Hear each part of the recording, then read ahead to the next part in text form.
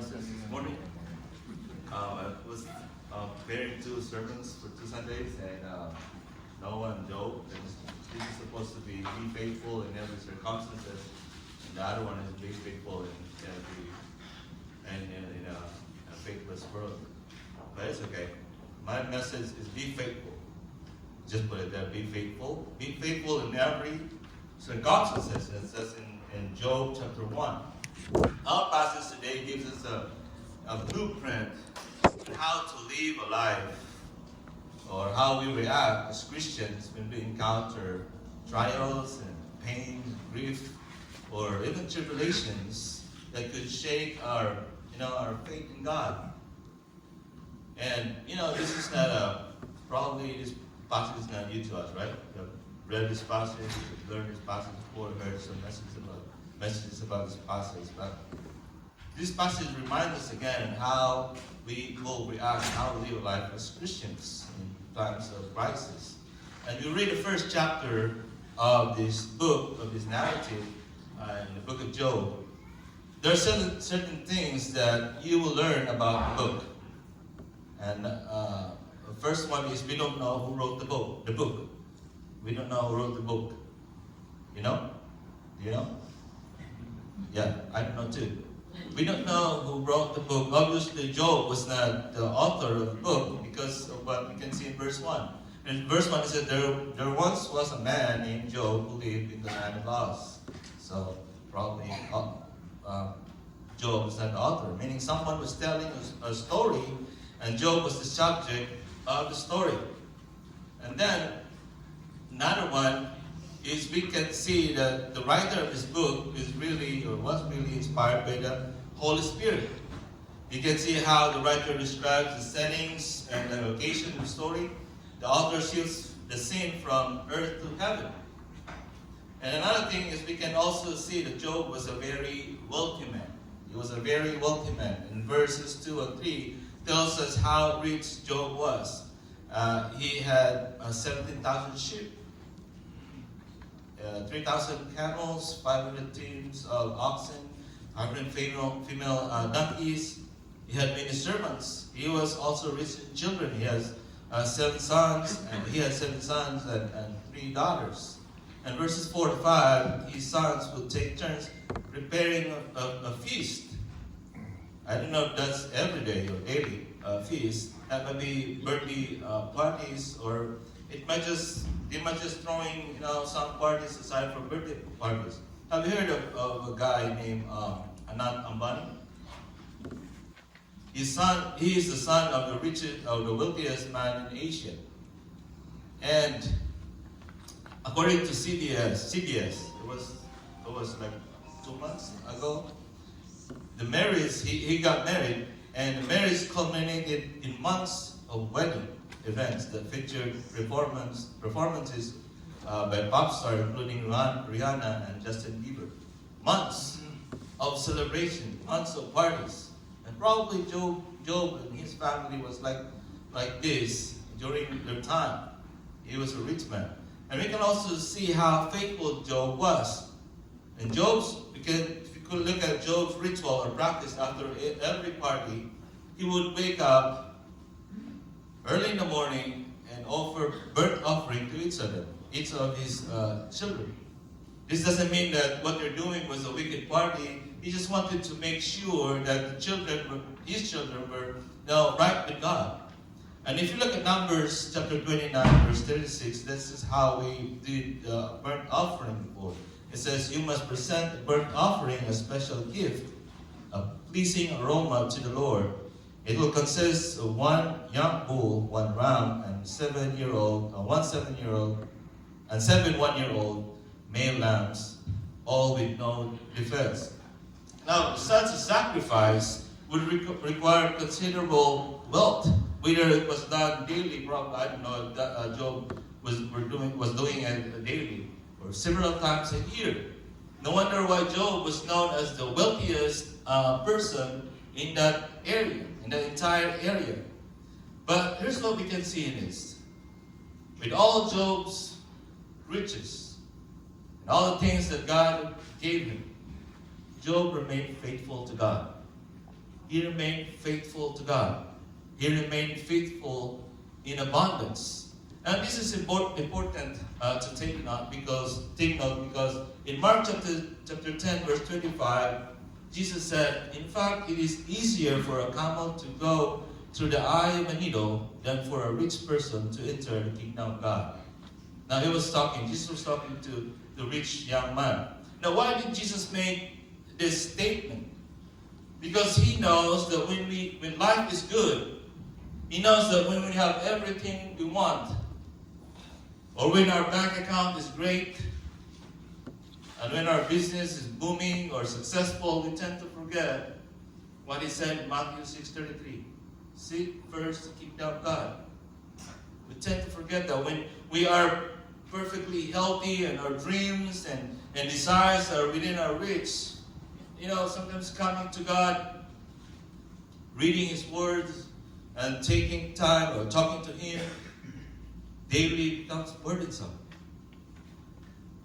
I remember watching a show called The Curse of Lottery Winners. I don't know if you heard, you watched the show.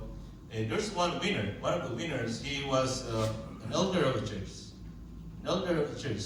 After he won the lottery, his life turned upside down. His relationship with his wife was damaged and ended up divorcing her, and eventually he committed suicide.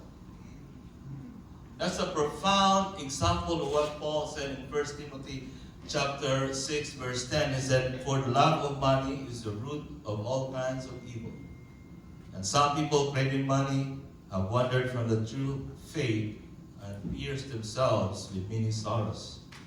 That means riches and faithfulness are sometimes, hard to combine. Now I said sometimes because Job's character gives us the perfect example of being rich, being wealthy, at the same time faithful to God. And in the modern age, we have William Colgate. William Colgate? Colgate Palmolive Company. He was known as one of the wealthiest men. But you know what? He was also faithful. He was also faithful. And he was so generous that he didn't give just 10% of his tithes, but he gave 50 to 90% to the ministry. And not just him. James Kraft of Kraft Foods and Henry Hines of Heinz Ketchup. They're faithful and they're generous people, meaning it is possible to become so rich and remain faithful to God. Amen? Right? It's possible. In verse 1 it said, he was blameless. This is Job. He was blameless, a man of complete integrity. Some version says, he was perfect. Not sinless like Jesus Christ, but I think he was upright, like Proverbs 3, 5, and 6 says. He trusted the Lord with all his heart, and in all his ways he acknowledged God. Meaning Job's character, it's hard to, sometimes I say Jobs, because I don't know. When you put S, it becomes Jobs, Steve Jobs. Job's character was composed of two qualities. Morally good, he was morally good, and religious person. Some will say, you know what? In our suffering, God is testing us. But I think, in my opinion, even in plentiful, in abundance, God is testing us. God is testing our faithfulness and devotion to Him. And how did Job attain this kind of character? He revered God. He loved God so much and he feared God. In the first 5 verses of Job, or the book of Job, chapter 1, the message is clear. When God will give you what you want, when He allowed you to live abundantly, be faithful. Why? Because if your heart is not inclined toward God, prosperity will lead to pride and self-sufficiency. And that leads us to our demise. And then there is a meeting between God and Satan. Verses 6, 6 to 12. The author shifted the location from earth to heaven. God asked Satan, "Where are you from?" And then that doesn't mean that God didn't know what Satan was doing, but the reason I think that the reason that God asked that because He wants to bring Job into the situation. And Satan answered, "I was going back." He said to God, "I was going back and forth, roaming throughout the earth." I remember when I was growing up, when I was in Bible college, when someone says, when someone go out from our campus, or went out from our campus, and when we asked, "Where are you going?" And they said, "Just roaming around." Remember, Satan is roaming around too. Careful. There was a story. There was a large group of people, and on one side of the group there was Jesus standing, and the other side of the group there was Satan standing, and there was a fence that separated them, both of them. And both Jesus and Satan, they began calling to the people in the group, and one by one, each having made up their minds, or his or her mind, each went to either Jesus and Satan. And this kept going. Soon enough, Jesus had gathered around him a group of people from the larger crowd, and as did Satan. But one man, he neither joined both of them. What he did, he climbed up on the fence. He sat on the fence. Now, as Jesus and his people left, and Satan and his people left too, this man was sitting on the fence alone. But Satan came back, and he's like looking for something. And this man said, "Are you looking for something?"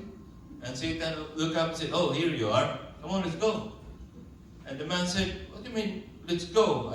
No, I didn't choose you, Jesus. That's why I'm sitting here on the fence." And Satan said, "Let's go. I own the fence." Satan was at ease. He was and he's roaming around to see who's his. In our passage, Satan's main mission is to make you and me hate God and even curse God. In verse 8, it says, "Then the Lord asked Satan, 'Have you noticed my servant Job? He is the finest man in all the earth. He is blameless, a man of complete integrity. He fears God and stays away from evil.'" Satan was not impressed. In verses 9 to 11, I'd like to use Warren Wiersbe's words. He paraphrased these verses. He said, "The only reason," this is Satan saying, "the only reason Job fears you is because you pay him to do it. You two have made a contract. You protect him and prosper him as long as he obeys and worship you. You're not a God worthy of worship. You have to pay people to honor you." And the Lord said to Satan, "Give it a try. Test him." And verse 12, "Do whatever you want with everything he possesses, but don't harm him physically." In other words, don't take away his life, or you must not kill him. Now, I don't know if you find it funny, but what we can learn in the following verses is that Satan, it's not funny, but what we can learn in the following verses is that Satan has the power to inflict on us. He has the power to inflict on us. He has the power to destroy us or take everything we have. But the passage clearly illustrates that Satan can do nothing against any of God's children that God does not permit. And you can see the calamity here, verses 13 to 17. Job's affliction began. There were 4 catastrophes that befell Job. Number 1 is oxen and donkeys were stolen, verse 13 to 15. Fire that burned out his sheep, verse 16. Theft of camels, in verse 17. The storm that killed his children, 18, verses 18 to 19. Now there's what I said I kind of find it funny. Satan took everything from Job but his wife. He took everything but his wife. But God was probably asking Satan, "How about the wife?" And Satan said, he was laughing proudly, saying, "No, he has a significant wound." And I know I don't want to push this because I don't want to get in trouble later on. But there was a story.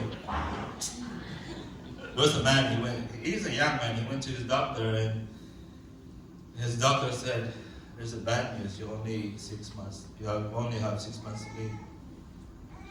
And the young man said, "Is there anything I can do, doctor?" And the doctor said, "Go find a woman who loves to nut you and marry her." And the young man said, "Does that mean my life will extend if I have to do that?" The doctor said, "No, we rather want to die than to stay alive." You know, what a tragedy, and it just happened in one day. It just happened in one day. Everything happened in one day. There was a little guy. He was sitting at a bar, just looking at his drink for about half an hour. He was just sitting there looking at his drink. And there was a big guy. He was a troublemaker truck driver, and he came to him, and he took the guy's drink and he drank it all up. And the poor man, he started crying, and the truck driver said, "Come on, man, I was just kidding. Here, I'll buy you another drink. I just don't want to see any crybaby in this bar." And the poor man, he said, "It's not that. Today is the worst day of my life. First, I overslept, and I was late in an important meeting, and the boss, he was so mad at me that he fired me. And then when I left the building, I found out that my car was stolen, and he called the police, and the police said, we can't do anything about it." And then I got a cab to return home, and after the cab had gone, I found that my wallet and my bag I left inside the cab. It's the worst day of my life. And when I got home, only to find out that my wife was with the gardener in our room. It's really the worst day of my life. And when I was sitting here thinking of killing myself, you showed up and drank my poison. We've seen a series of unfortunate events, and that was so overwhelming sometimes. It's so overwhelming. Tragedies that we don't want to experience. Trials that goes beyond human comprehension. But even that, Job remained faithful to God. Job remained faithful to God. He remained faithful in suffering. Job's response in verses 20 to 22 proves that Satan was dead wrong with his accusation. Instead of cursing God, as Satan wanted to happen, Job uttered a profound statement of faith in verse 21. He said, "I came naked from my mother's womb, and I will be naked when I leave when I leave. The Lord gave me what I had, and the Lord has taken it away. Praise the name of the Lord." In other words, if this is the will of God in my life, so be it. So be it. Because He has all the power and authority to give and take it away. So be it. What he experienced was so painful that he even tore his robe in grief. According to Robert Smithgall, I don't know if I pronounced it right, but he said, think a moment about a water-saturated sponge. If we push down with our finger even slightly, water runs out onto the table. We immediately know what fills the interior bucket of the sponge. The same is true of ourselves. We can tell what fills us on the inside by what comes out under pressure. No, Job chose not to blame God, but instead he chose to worship God. Why? Job's wisdom is profound. He recognized that both comforts and calamities and sufferings are from the hand of God. And again, his statement is the evidence of his fear to God, for God, his love, and his, reverence for God. In 1 Peter chapter 4, verse 19, it says, "So if you are suffering in a manner that pleases God, keep on doing what is right, and trust your lives to the God who created you, for He will never fail you."